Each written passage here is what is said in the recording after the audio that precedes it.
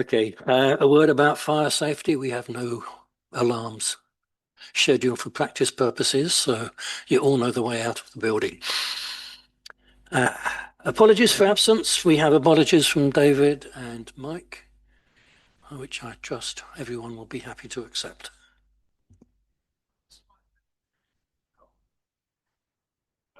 On holiday.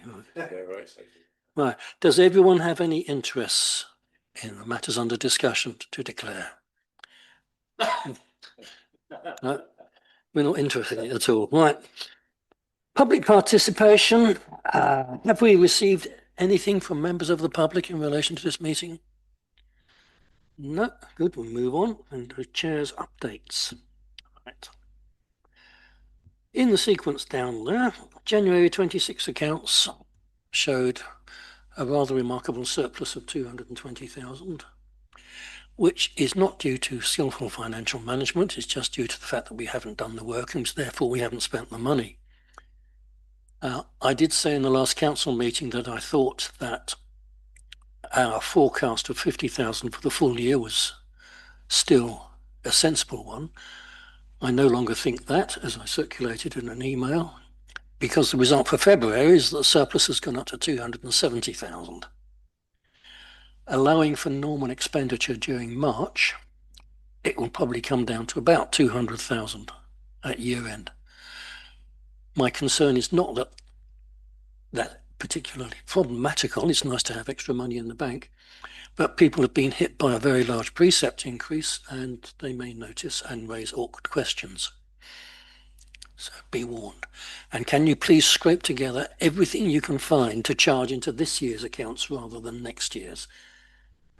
We've spoken about the legal fees, yes.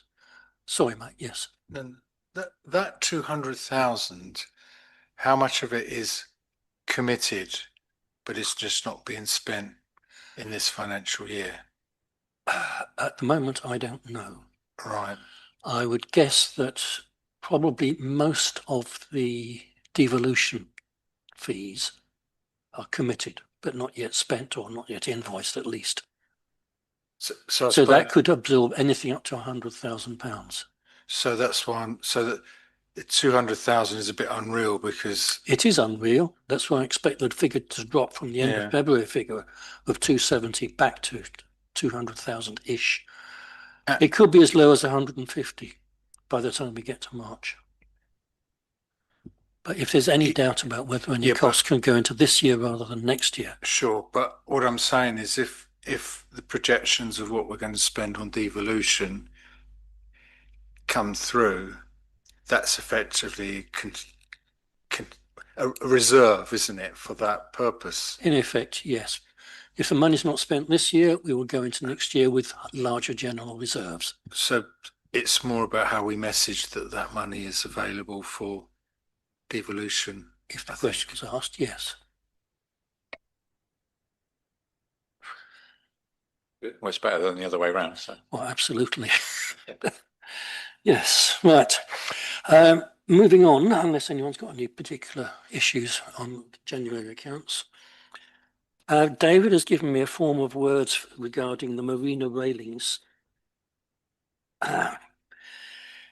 What he writes is, following a health and safety risk assessment report of the location and length of additional safety barriers by Marico Marine and Risk Consultants, we are aiming to complete the tender document for the new marina railings by 27th March 2026. Once tendering is complete, we can appoint a contractor and begin the work, which seems pretty self-obvious to me. Good. Can I ask you to incorporate that in the minutes of this meeting? And third point, payment for halls bookings.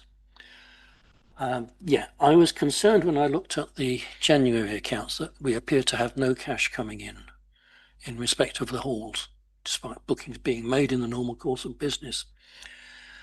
Rachel has been looking into that on and off with Mike, I gather. And at the moment, the position appears to be that, firstly, the booking system is working as far as taking bookings is concerned. And we've had no complaints from any of the hirers so far that I know of.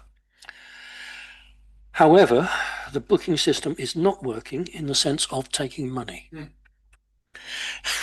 No wonder they're happy. Indeed, and we are still relying on Mike McDonald creating manual invoices and collecting cash the hard way. I am assured by Steve, it's all your fault, Steve, that sorting out the payment side of the booking system is in progress, and the intention is to complete all that work by the end of March. So we will go over to full booking and payment in advance from 1st of April instead of 1st of January, which was my original understanding. We probably have not lost anything significant by the delay, but it's just more work for Mike, which I was hoping we would avoid. If I can ask you to include that text in the minutes of the meeting. Does anyone have any issues with the marina payment for hall bookings and so on? No. Apparently the problem is on the payment side is that for some reason banks just don't like dealing with local authorities and small organisations generally, like the Portishead Independents. Yeah. Well, yeah, any community group, dealing with the banks is an Absolutely. absolute nightmare. Yes. I don't know why they're so difficult. Right, okay, moving on. Minutes of the last meeting. We have somewhere. Everyone's got the minutes of the last meeting, I hope. No, I have them. Does anyone have any issues to raise in connection with these? Do we need a formal resolution to adopt them? Steve? Thank you. Seconded, wonderful, good. And therefore, if I can get this pen to work, I will sign them. And today is the 18th, isn't it? Right, Steve. Good. Right, moving on. Council laptop replacement programme. Right. The paper has been circulated by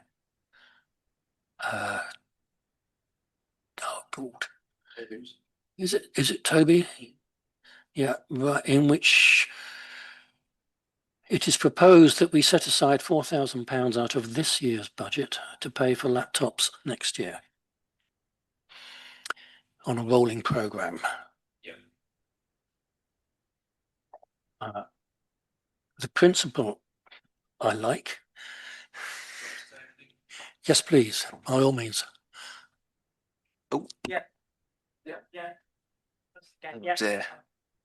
Only on a practical note. So we've had a situation where we've had a few laptops that have started to go wrong, and then that's caused various operational difficulties whilst we then had to arrange for new laptops to be approved and authorised. So this just gives us a bit more resilience in terms of any future issues that, the funding would already be and the laptops would already be available. Okay.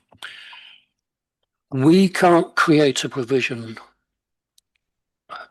at March because we have not, at this stage at least, got any liability.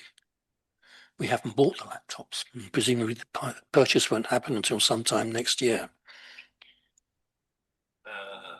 Or are you saying it could happen earlier? That I will have to, obviously Mike's our primary person that he's back. So I'm not sure exactly when they would be purchased, but we'll obviously we could try and push that forward. I'm not sure. I'll have to take that away. There is an alternative, and that is that we create this year an earmarked reserve of £4,000 and spend the money next year and charge it to that reserve.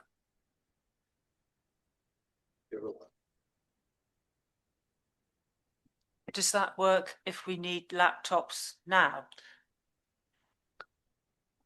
We've got all of the current problems have been dealt with, so this is more kind of future proofing.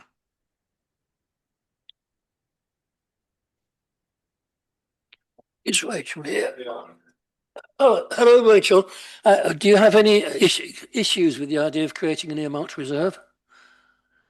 No, not at all. But I do know that this is sort of like a contingency for the next sort of 6 months, because the sort of immediate requirements, we've all had our new laptops recently. Right. So I think this was Mike sort of looking into the sort of 6 to 12 months requirements. Okay, and yes, And Jenny. I'm sure Steve's thought of this, but just checking with the new people we're going to be recruiting soon, have they got suitable IT? Yeah, I mean this could fall into that as well, and due to the numbers and the rate of recruitment, yeah, that's not likely to cause an issue.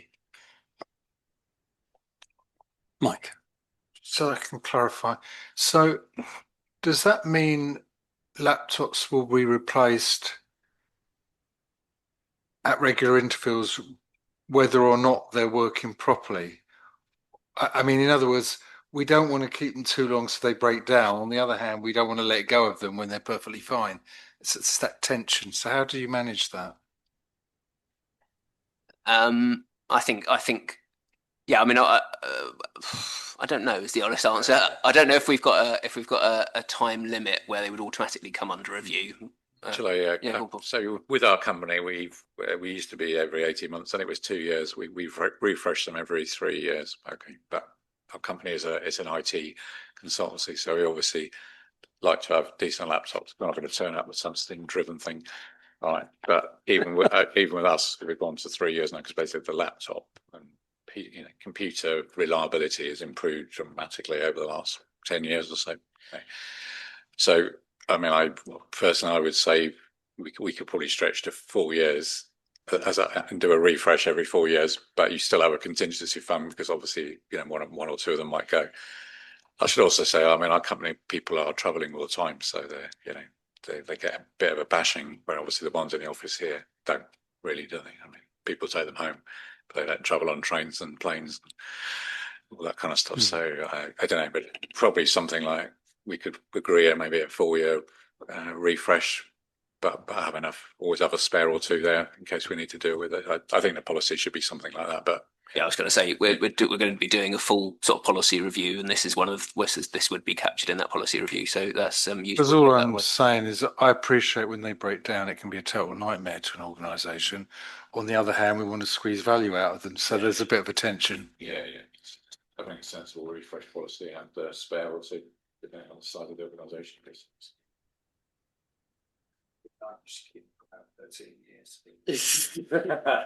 My last laptop lasted for 8 years, and then it suddenly died without warning. Okay. Yeah, things have changed a lot over the years. So we have 2 recommendations then, that the £4,000 be allocated, and I think that should be allocated by means of an earmarked reserve. And secondly, that a rolling programme be developed. Can we have a proposer and seconder? Thank you, Jenny. Thank you, Paul. Carried unanimously. Yes. I should have waited for you to vote before saying that.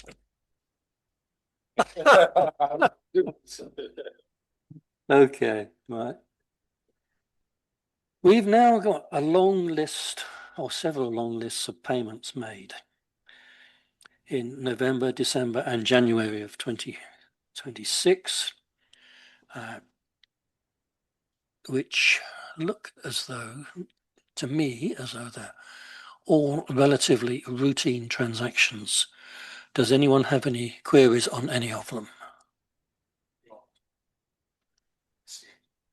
Yeah, it's like standard stuff. So, Jenny, do you have any issues with any of them? In that case, do we need just one resolution to adopt them all? Will that? Yes. All right. Can I have a proposer and a seconder then? Thank you, Paul. Thank you, Mike. All those in favour? Carried unanimously. God, we're getting through this. Right. Task and management platform proposal. I think we have a paper on this one somewhere, don't we? Right. Now this is a fairly lengthy one. Can you take us through it, Steve? Yeah. So this is both in view of sort of day-to-day functionality and also in preparation for devolution and the expected uptick in terms of the amount of operational activity that there will be. So at the moment, and part of my review since I came in, we have various spreadsheets, systems held in various different places, all around the organisation, and also from a performance management and as part of the new appraisal process that we're bringing, there isn't a lot of clarity at the moment around the allocation of tasks. And also being able to track those through to conclusion. So what this would do will provide that visibility across the organisation, the ability to set and track, and that's both from a performance management perspective, also to be able to celebrate success in terms of things that have actually been achieved. Because at the moment, again, that's very much on a basis of whatever happens to be captured. So it will align a lot of existing duties and help us to work a lot more effectively and efficiently. I've also been discussing with Paul around obviously where there are shared projects in particular. So, for example, the devolution project at the moment, there would be ability for people within that project group to have an aligned list of tasks. So anything, any actions that are approved out of meetings, everybody within that group would then be able to access those, see those, and track actions as they were moved forward. So that's just one example, but that would be replicated across all activity. And obviously the chosen platform that we're recommending is well known by a member of the team. We've looked at various different platforms, and I've been using the recommended platform for the last couple of weeks. And I can see a lot of opportunities and that it will create to us into the future. Okay. Does this proposed system interact in any way with customer service systems, or does it substitute for them? No, so it's quite different. So the CRM system that we're also just about to implement is very much from an external perspective. So in terms of tracking inquiries that come in, and also from an assets perspective in terms of tracking and being able to report on our assets. This is very much from an internal perspective to track the delivery of tasks and projects. Okay. And I can see it costs $14.40 per year for 15 licenses. Are there any setup costs in addition to that? No, that's all inclusive, and actually we'd potentially get a slight reduction on that rate if we pay up. And do we need to replace any laptops as a result of installing this software? No, it's an online. Yes, you'd be able to access it both through laptop, but also from other devices. It's a software as a service. It's all hosted in the cloud, so it's just another app on your screen. So Yeah. Okay. Any questions from anyone? Paul, Mike, Jenny? Sounds like a good idea. yeah, it's a great idea. As I was saying to Steve, I think And it's not ridiculously expensive I either. mean, it will help collaborative working, kind of one team working together on, to set the tasks. Everyone knows where they are, so it's just going to be sensible, really. So, yeah. Okay. I might have less to-do lists in my notebooks.